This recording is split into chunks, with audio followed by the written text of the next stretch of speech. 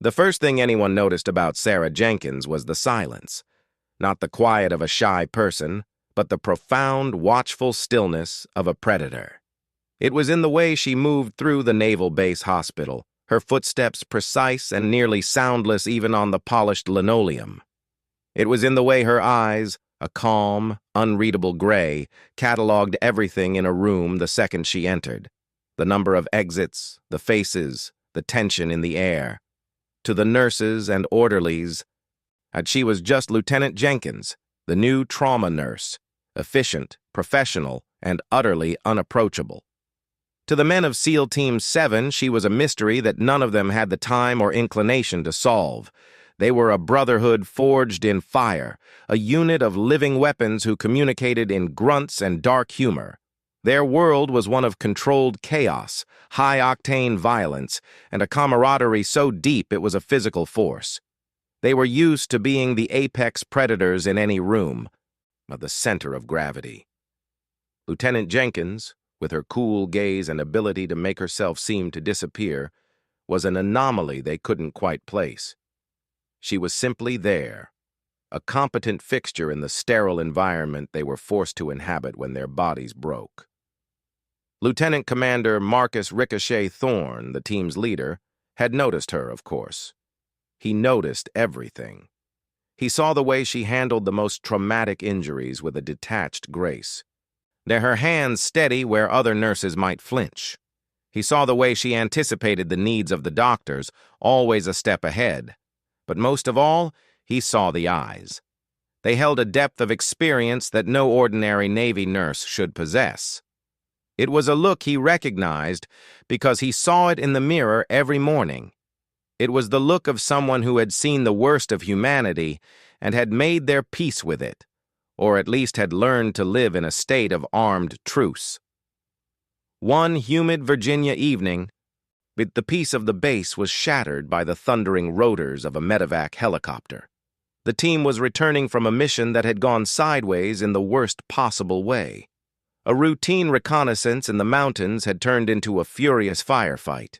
They were all battered, but one of them, Petty Officer First Class Danny Gonzo Gonzalez, was in a bad way.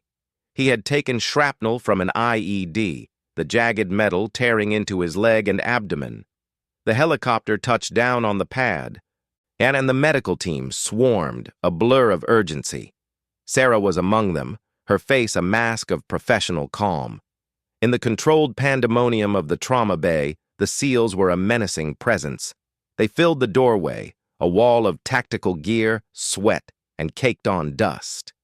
Their faces were streaked with camouflage paint, their eyes wide with a primal fear that was foreign to them. They were warriors, used to controlling the battlefield. But here, in this bright, sterile room, they were powerless. They watched as the doctors and nurses cut away Gonzo's uniform, revealing the terrible wounds beneath. The air was thick with the smell of antiseptic, blood, and cordite. Then it happened. The lead trauma surgeon, a young, brilliant, but arrogant lieutenant commander, froze. He was staring at the wound on Gonzo's abdomen, his face draining of color. The bleeding was profuse, and the source was elusive, hidden deep within the tangled mess of tissue. He was losing the thread, his hands hovering. Indecisive. Every second of hesitation was a second of life bleeding out onto the table. In that frozen moment, Sarah Jenkins moved. It wasn't a panicked lunge, but a fluid, decisive step forward. She shouldered the surgeon aside with a force that shocked everyone watching. Her voice, when she spoke, wasn't the calm, reassuring tone of a nurse. It was a whip-crack of absolute authority. "Clamp! Now!" The circulating nurse, startled by the command in her voice, just slapped a clamp into her outstretched hand. Without looking, without hesitating, Sarah's hand disappeared into the wound. The SEALs in the doorway watched, mesmerized. This wasn't a nurse working. This was a surgeon, a combat surgeon, operating with the kind of brutal, efficient precision born only from extreme experience. Her fingers moved with a certainty that the official surgeon had lacked. She found the bleeder, clamped it, and the field began to clear. 2 units Oneg, push it wide open. I need a suction here, she ordered, her eyes never leaving her work. The room, which had been teetering on the edge of panic, snapped back into a coordinated rhythm, but now with Sarah as the undisputed conductor.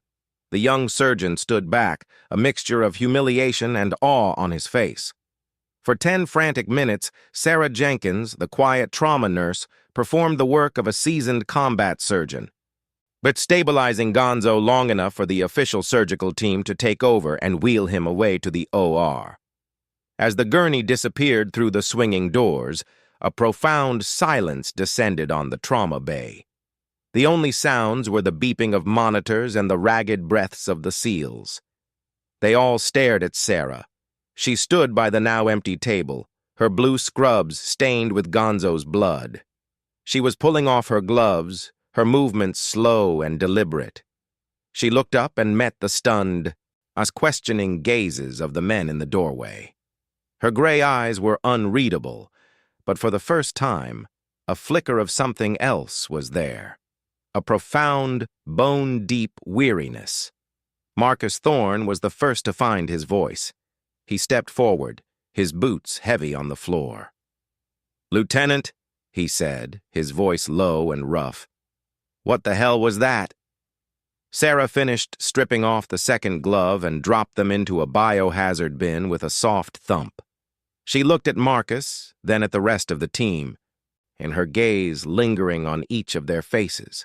She saw the confusion, the dawning realization, the raw, desperate hope that she had just saved their brother.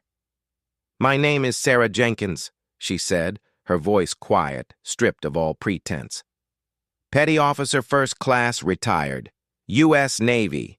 Former Fleet Marine Force Corpsman, 3rd Battalion, 5th Marines. 2 tours in Fallujah, 1 in Ramadi." The silence that followed was heavier than the first. It was a silence of absolute, bone-deep shock. That these were SEALs, the best of the best. They prided themselves on their ability to read people, to assess threats, to understand the capabilities of those around them. And for months, a living legend had been working among them, and they had seen nothing but a quiet nurse. Marcus's jaw tightened. A Fleet Marine Force Corpsman, a devil doc.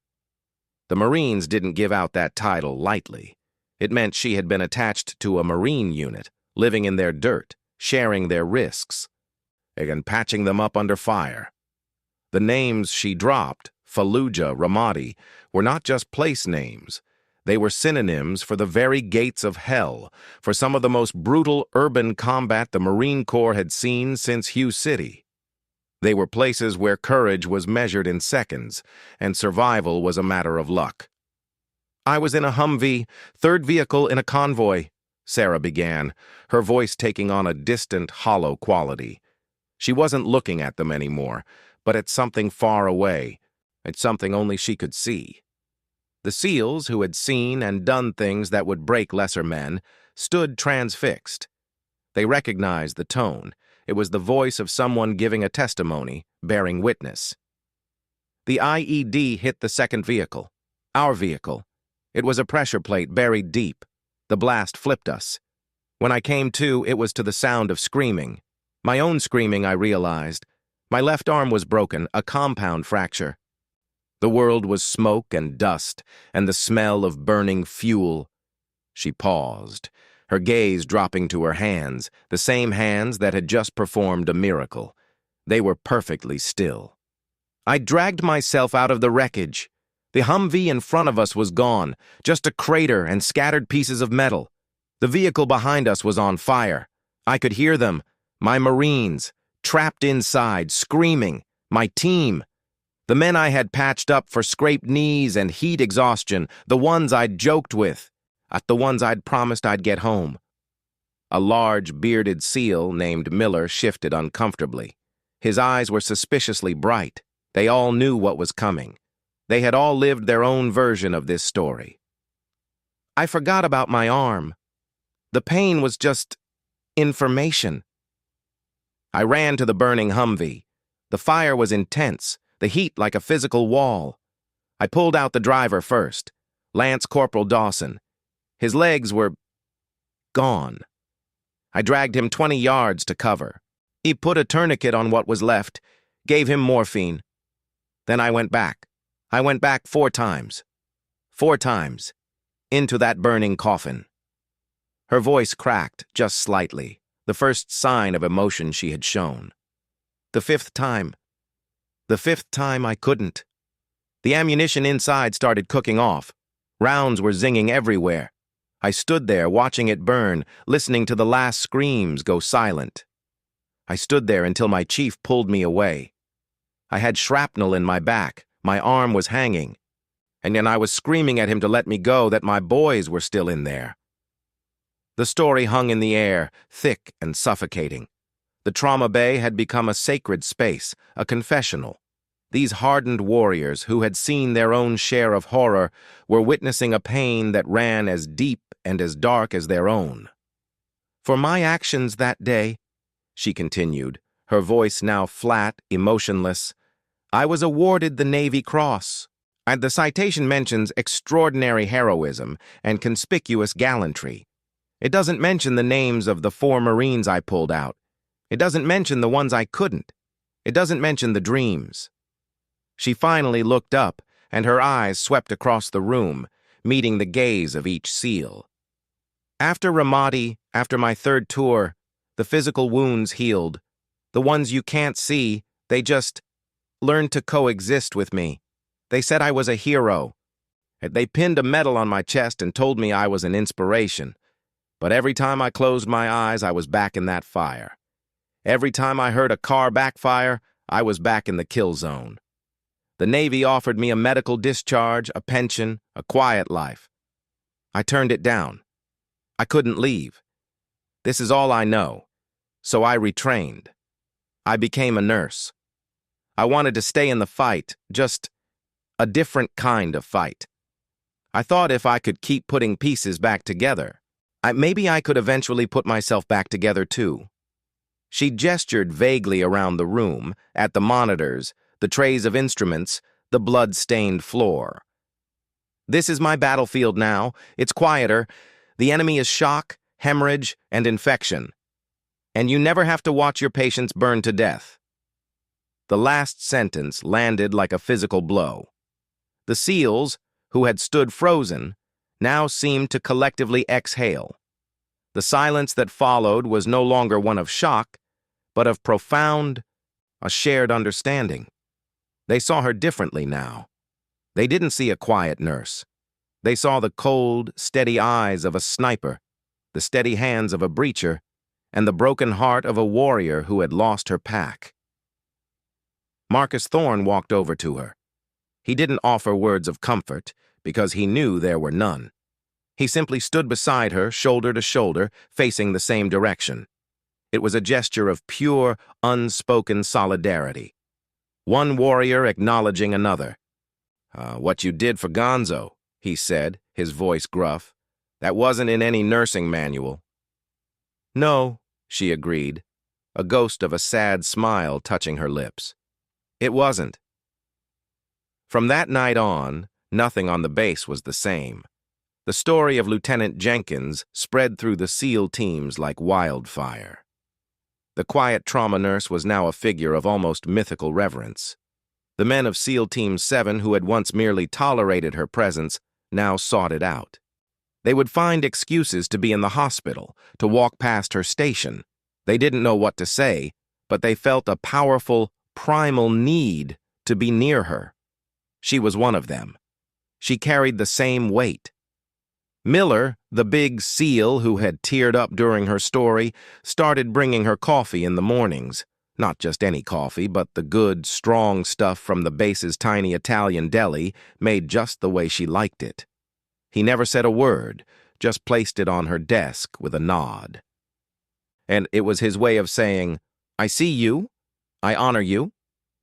Another SEAL, a quiet, introspective sniper named Jones, would sometimes sit in the waiting area of the ER during his downtime, just watching her work.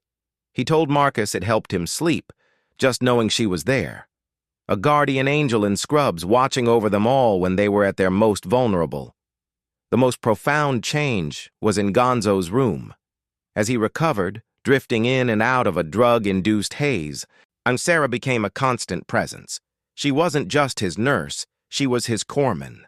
She adjusted his dressings with a practiced touch, checked his vitals, and spoke to him in a low, calm voice even when he was unconscious. When he was awake and the pain was bad, she would sit with him. She didn't offer platitudes. She talked to him about the mission, about the op, breaking it down with a clinical precision that he understood. She talked about the wound, what they had done in surgery, and what the recovery would be like. She gave him a roadmap, a way to fight this new battle.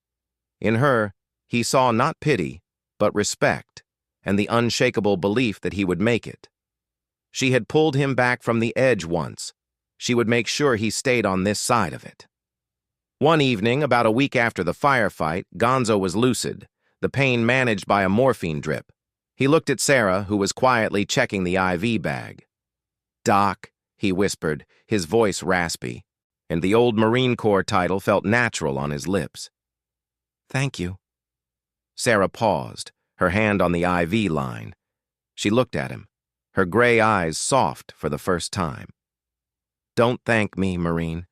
Just do your physical therapy. I want to see you walking out of here on your own 2 feet. He managed a weak grin. "You got it, Doc. Hey, the guys told me about what you did in Fallujah, about the Navy Cross. That's heavy." Sarah's face became a mask again. She finished adjusting the drip and stepped back. "That was a long time ago, in a different life." "It's still you, though," Gonzo persisted, his voice gaining a little strength. "That's the point. It's still the same person who ran into a burning truck and the same person who saved my ass. You didn't stop being a warrior, Doc. You just changed your weapons." His words hung in the air long after Sarah left his room. She walked through the quiet, nighttime corridors of the hospital, her footsteps echoing softly. She passed a window and stopped, looking out at the dark shapes of the barracks in the distance. She thought about Gonzo's words. You just changed your weapons. For years, she had felt like a ghost, a warrior trapped in a peaceful world, going through the motions, haunted by the ghosts of the past. She had thought that by becoming a nurse, she was turning her back on the warrior, trying to bury her under a layer of professional calm. But Gonzo was right. She hadn't buried her. She had just given her a new mission. She looked down at her hands. They had once held a rifle. They had pulled men from a fire. Tonight, they had held a clamp and saved a life. It was the same hands, the same heart, the same battle, just on a different front. A few nights later, Marcus Thorne found her in the hospital's small, deserted chapel. She was sitting in a pew, staring at a simple wooden cross on the altar. He slid into the pew beside her, not saying a word. And they sat in companionable silence for a long time, 2 soldiers finding a moment of peace in the only place that seemed to allow for it. Finally, she spoke, her voice a whisper. "I still see their faces. Dawson, the others, every single one." "I know," Marcus said. "So do I. I dream about the fire, the heat, the screams." "I know," he repeated. "So do I. Different fire, different screams, the same dream." She turned to look at him, and for the first time he saw the full, unfiltered weight of her past in her eyes. It was a terrifying and beautiful thing to witness. It was the look of someone who had been to the abyss and had chosen to come back, not for themselves, but for others. "How do you do it?" she asked, her voice small. "How do you keep going?" Marcus was quiet for a moment, considering the question with the seriousness it deserved. "The team," he said finally. "They're my family, my brothers. I fight for them. I live for them. They're the reason I put one foot in front of the other. What about you?" Sarah looked back at the cross. I thought it was about atonement, about saving enough lives to make up for the ones I lost. But Gonzo, he said something tonight. He said I just changed my weapons. He's a smart kid, Marcus said, wiser than he looks. He's right, Sarah continued, the realization dawning in her own voice. I've been fighting the same war all along. I just couldn't see it. I was so busy punishing myself for the past that I forgot to see the mission right in front of me. She gestured vaguely towards the hospital. Them, you, the team. You're my unit now. A slow, rare smile spread across Marcus's face. It changed his whole countenance, softening the hard lines carved by years of combat. Welcome to the team, Doc. It wasn't an official induction. There was no paperwork, no ceremony. But in that quiet chapel in the middle of the night, a new bond was forged. And Sarah Jenkins, the solitary warrior, the ghost in the machine, had finally found a new pack. She was no longer just a nurse patching up soldiers. She was their corpsman again, their guardian, their doc. The days that followed were different. The silence that had once surrounded Sarah was still there, but it was no longer the silence of isolation. It was the comfortable silence of belonging. The SEALs would come to her not just with their physical wounds, but with their invisible ones, too. They would sit in her office, not talking, just sharing the space, finding the same solace in her presence that she found in theirs. She became their unofficial therapist, their confidant, the keeper of their secrets and their fears. She understood the darkness in them because it was the same darkness in her. When Gonzo was finally discharged, walking with a cane but walking on his own, the entire team was there. They lined the corridor, a guard of honor in desert fatigues. As he made his way slowly down the line, shaking hands and receiving rough backslaps, he stopped in front of Sarah. He dropped his cane, steadied himself against the wall, and pulled her into a fierce, one-armed hug. It was a breach of protocol, a violation of personal space, and the most genuine thing any of them had ever done. "Thanks, Doc," he whispered into her ear, his voice thick with emotion. "For everything." Sarah, stiff for a second, finally relaxed and hugged him back. "Anytime, Marine," she whispered. "Anytime." And as she watched them walk out of the hospital, a band of brothers supporting their own, Sarah Jenkins, the bruised but unbroken warrior, finally felt the phantom fire in her dreams begin to cool. She had found her new battlefield. She had found her new family. And she knew with a certainty that went deeper than bone that she would go back into the fire for any one of them without a moment's hesitation. Her war was far from over. But for the first time in a long, long time, she wasn't fighting it alone.